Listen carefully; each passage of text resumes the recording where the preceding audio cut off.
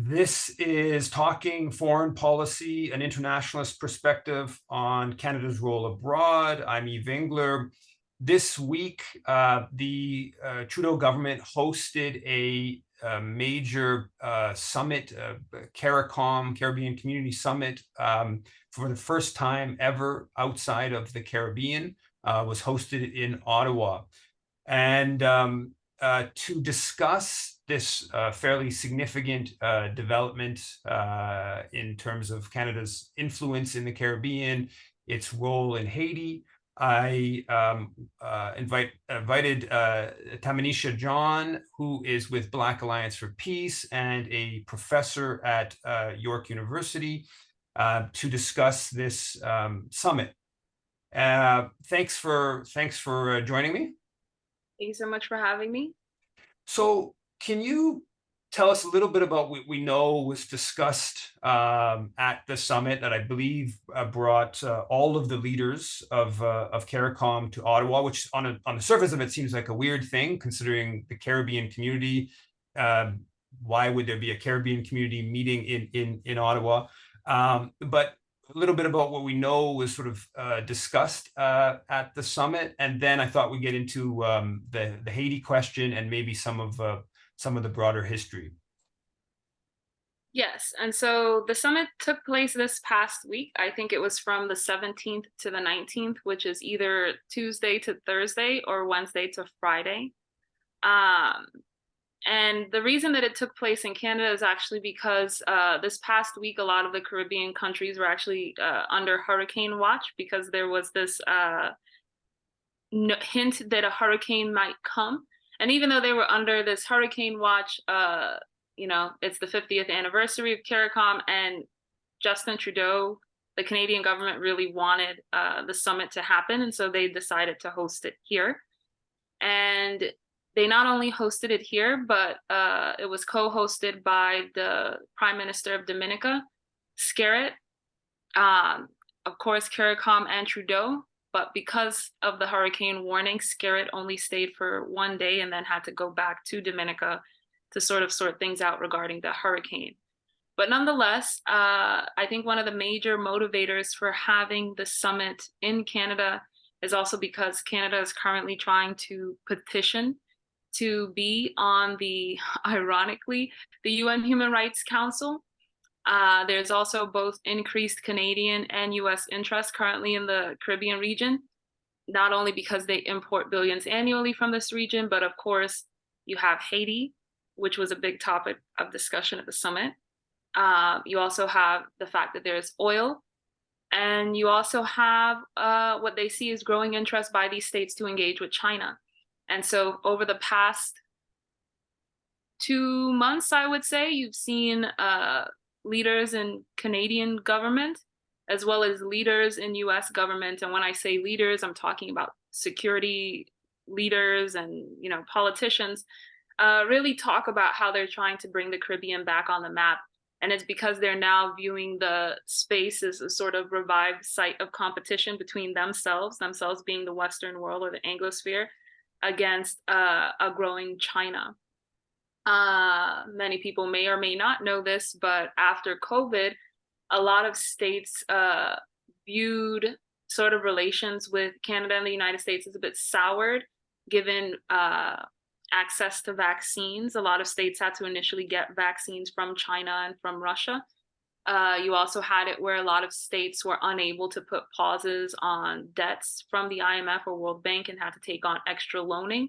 And they regarded a lot of those policies as unfair.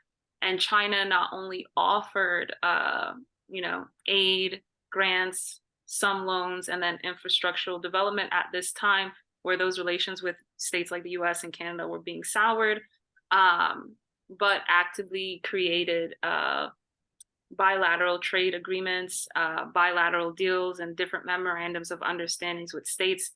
And so as we exit out of that period, I think that the US and Canada are, reviving their interest in the Caribbean precisely because of how states chose to engage with China over the past 5 years there.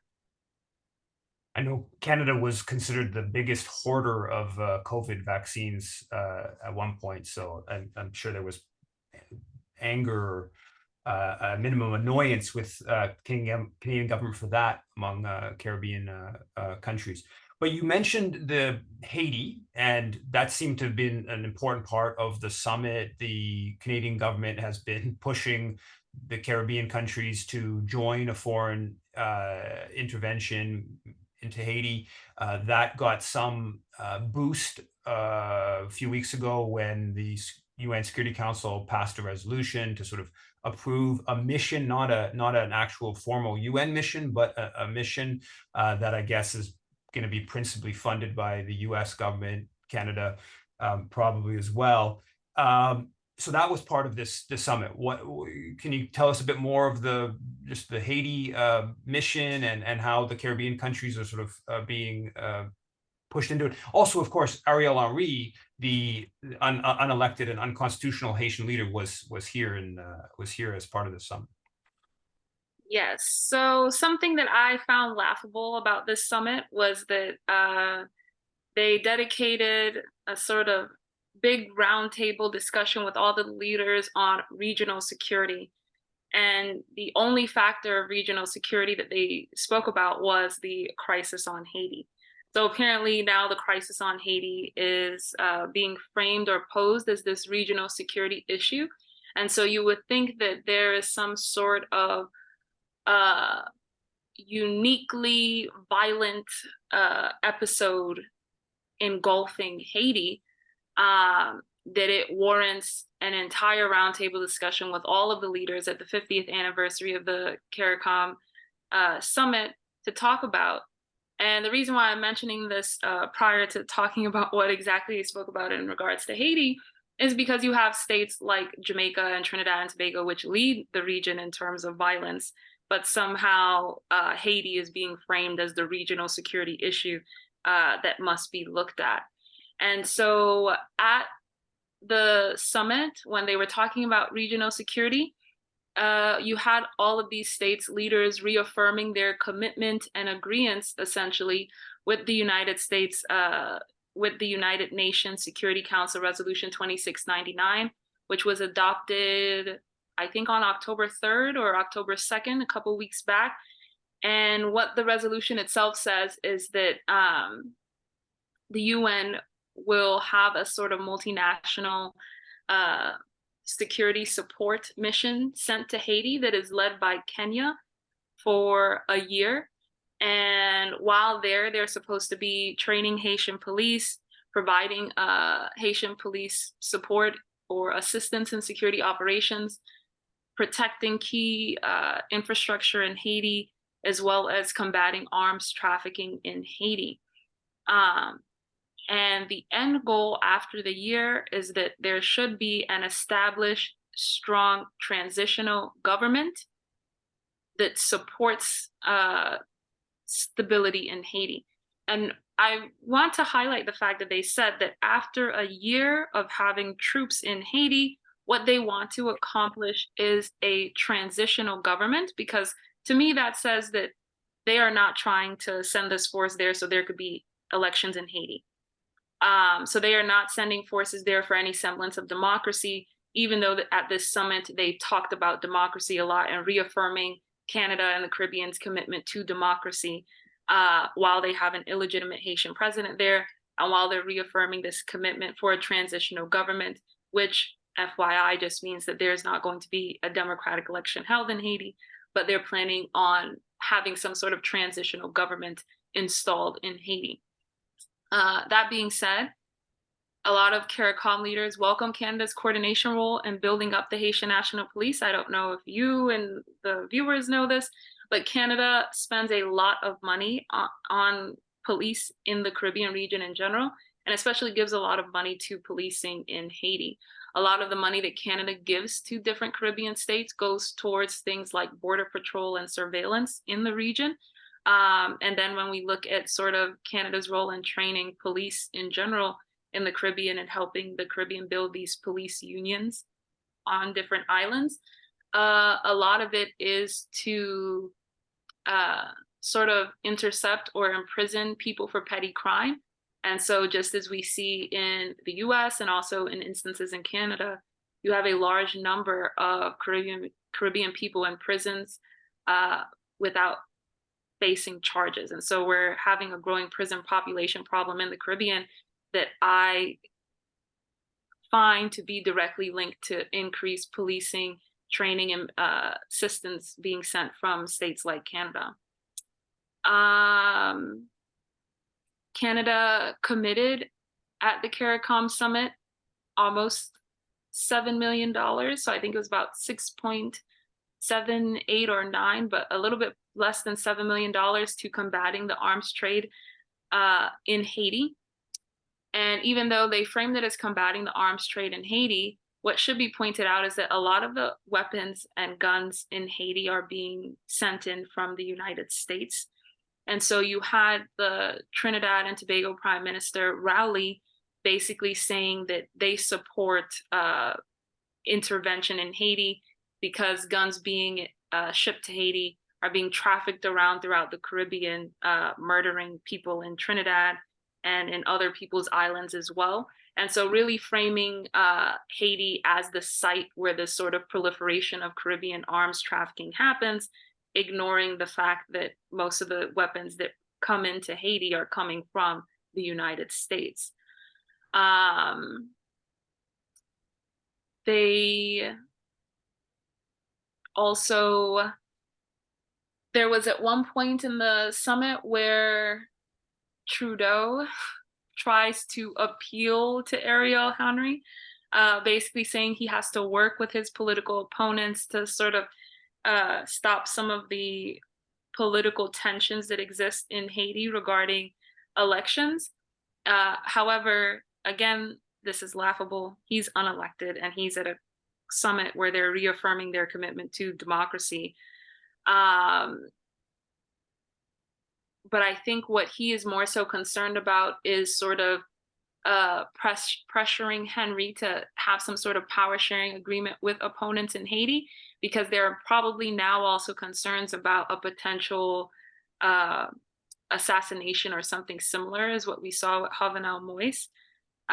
So a couple years back, prior to Jovenel Moïse's assassination, I gave an interview where I said there's a lot of tense political disagreement in Haiti amongst elite political factions, and it'll reach a bubbling point which could get disastrous.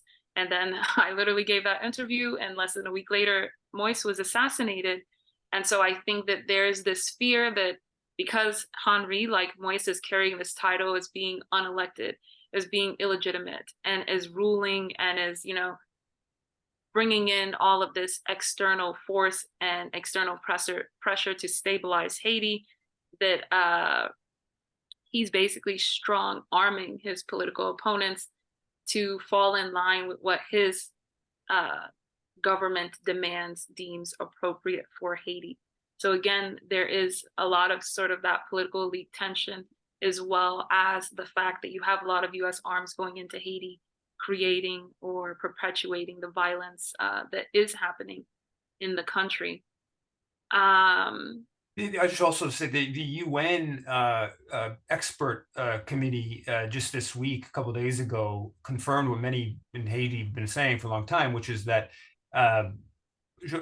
Henri's kind of predecessor with the PHTK, Michel Martelly, was directly involved in supporting a whole bunch of gangs. This has obviously been widely circulating for a long time, but this UN expert committee really detailed it out and added sort of a certain degree of strength to this claim. And of course, this whole foreign intervention is supposedly to deal with gangs, and yet it's also propping up the Henri, which is the predecessor or the successor of the PHTK, which is sort of a bit bizarre on that kind of front. Yes, and then in a sort of pseudo justificatory way, Trudeau used those exact sentiments to say this is why his sanctions on people in Haiti is justified. And so you had a lot of what I would call politicking that occurred at this summit, where they talked about Haiti, but didn't address any of the root causes for any of the problems that they were presenting. Haiti is manufacturing a criminal crisis across the region through the spread of arms. And that's how some of the Caricom leaders framed it. And it was like, Haiti is not the one trafficking arms throughout the Caribbean. If arms are being trafficked throughout the Caribbean, it's because arms are being shipped to the Caribbean from states with the capacity and the ability to manufacture, export, and disperse arms in the Caribbean. Or, there's a crisis of democracy in Haiti. There is no crisis in democracy in Haiti. That, again, is not an external fact or an external intervention to make it a crisis. And so the talks on Haiti seemed very shallow because they wanted to talk about problems without talking about the root causes of those problems. It's like talking about what currently in the news. Oh, let's talk about Hamas terrorists while ignoring the fact that Palestine has been occupied for over 7 decades. It's like you're talking about a consequence of an action that has already occurred while failing to address what actions have incentivized the consequence that we now witness. They didn't talk about the Ottawa Initiative on Haiti in 2003, where the Canadian government brought together U.S., French, OAS officials to overthrow the most popular politician in the country's history, which has, of course, laid the basis for a lot of the problems we've seen over the past 20 years in Haiti. Yes, and so the talk on regional security was very shallow. They tried to blame Haiti as, the site of all regional problems and regional instability, without contextualizing any of it. Something else that I do want to note is that on climate change, the Bridgetown Initiative, which is an initiative that Mia Motley set forth, which basically says during times of natural climate disasters, Caribbean states' debt repayments, the loans and the interest should be paused, because when clauses were written post-World War II for IMF and World Bank repayments, it never accounted for whole economies being wiped out in the event of natural disaster. And so that got put through, and I saw that it received a lot of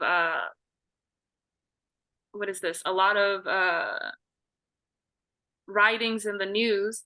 However, what is not said is that it is not retroactive, and it only applies to new climate disasters that come. So if, the Dominica had to take out a loan in 2018 because a hurricane wiped out its economy or whatever, that initiative doesn't apply then.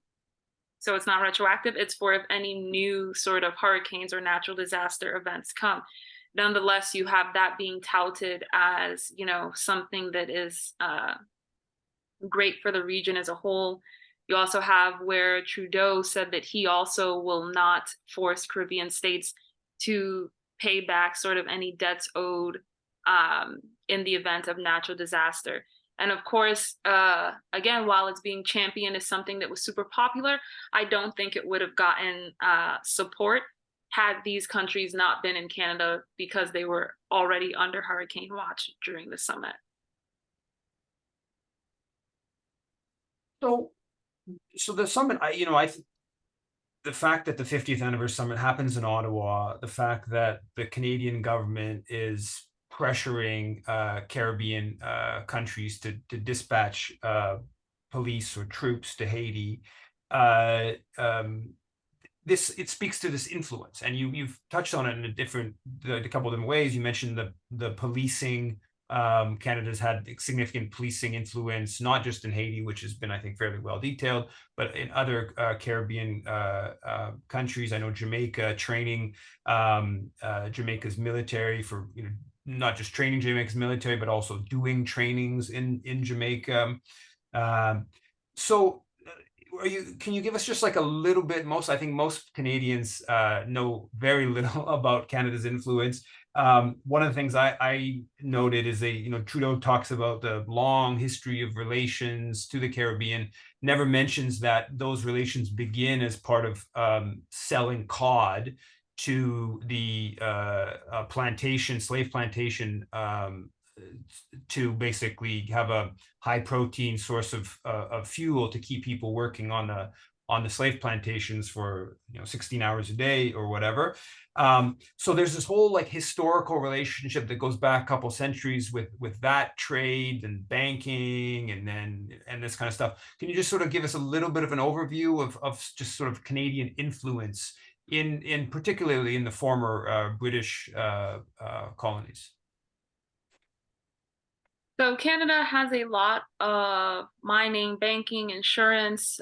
They finance some roads for tourist industries and all of these things in the English-speaking Caribbean. But I think that something that stays through sort of Canada's long involvement in the Caribbean is this understanding of policing and security. And so even prior to Canadian banking interests being high in the Caribbean, for instance, Canada would lend, and as part of the British Empire, and then later on as after Confederation, would send sort of patrol vessels into the Caribbean to sort of spy on those states, make sure that they weren't being swayed by communism or swayed by rebellions and revolts.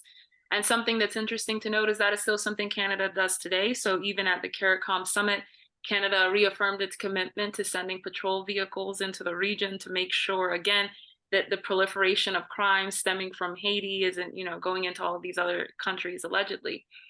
But during the summit,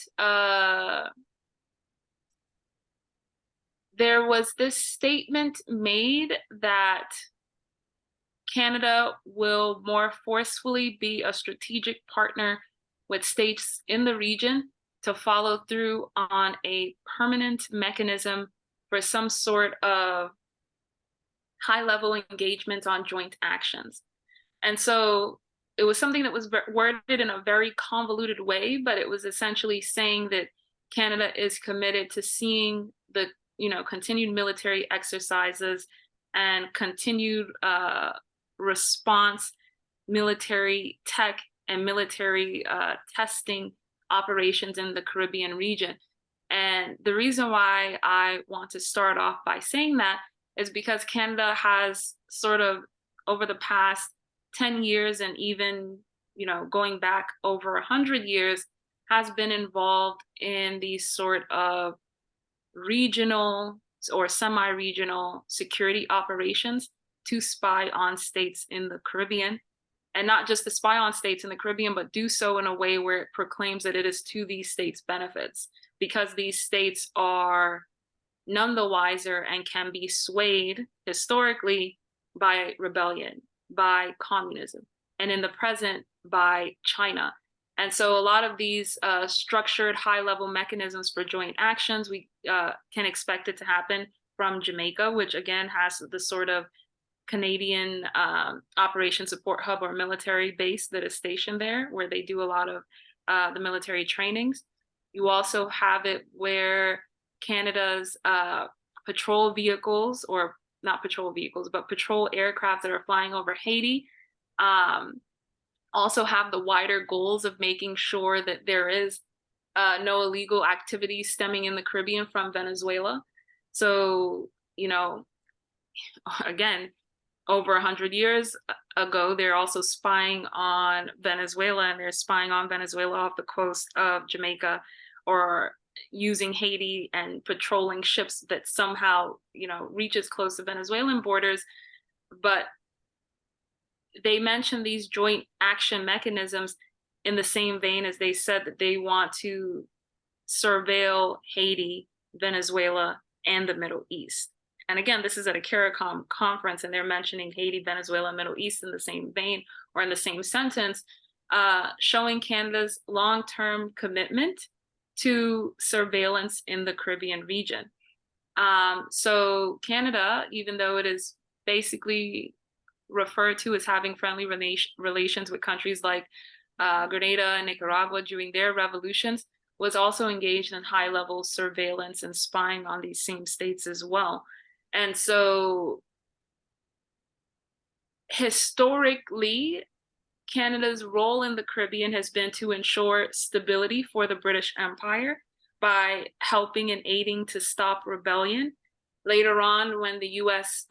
Post-World War II claims the fame to, global hegemon, and even then it's already a regional hegemon, Canada's also been very persistent in aiding the Caribbean region by providing the U.S. stability in that area. So again, through these sort of covert mass surveillance operations.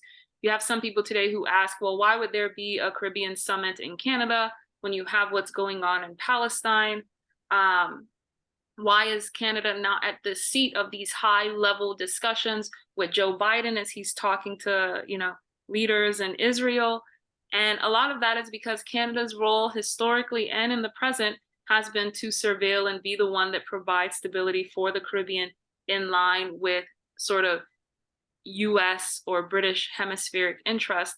And we see Canada doing that today. Canada was the first one to make a call for intervention in Haiti.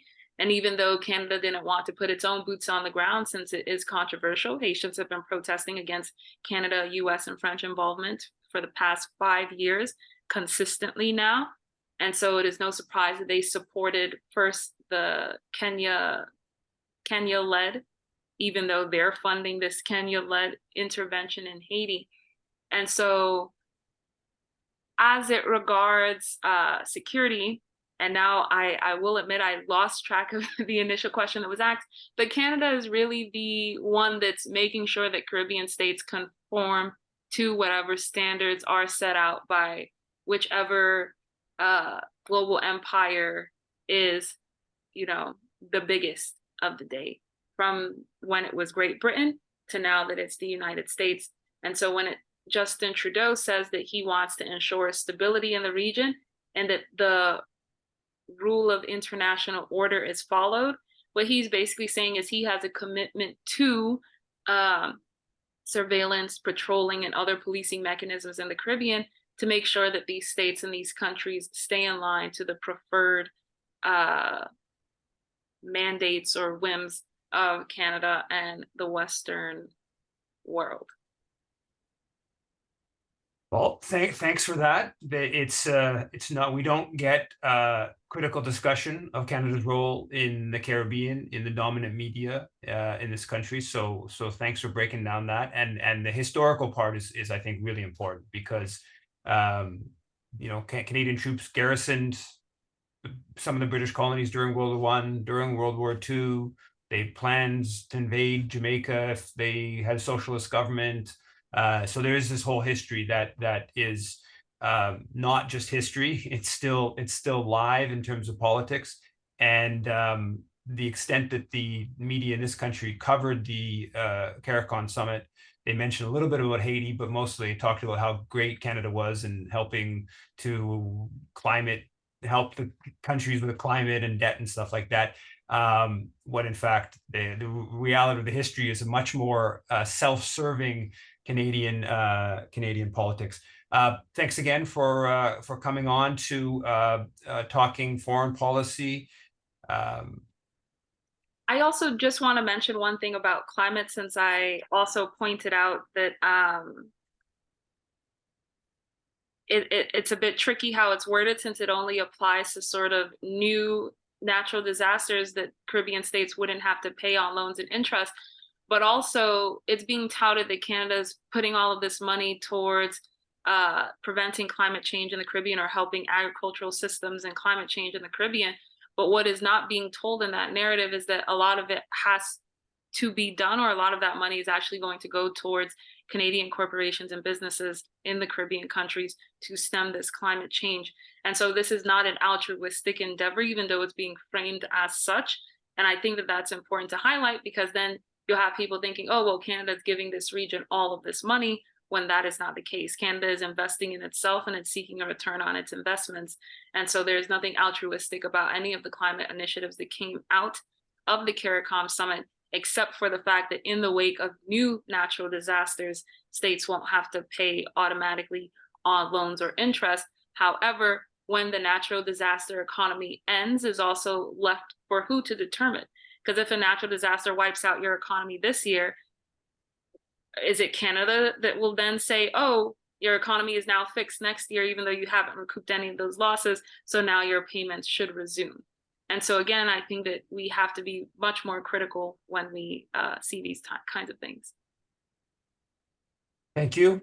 And thanks everyone for watching Talking Foreign Policy.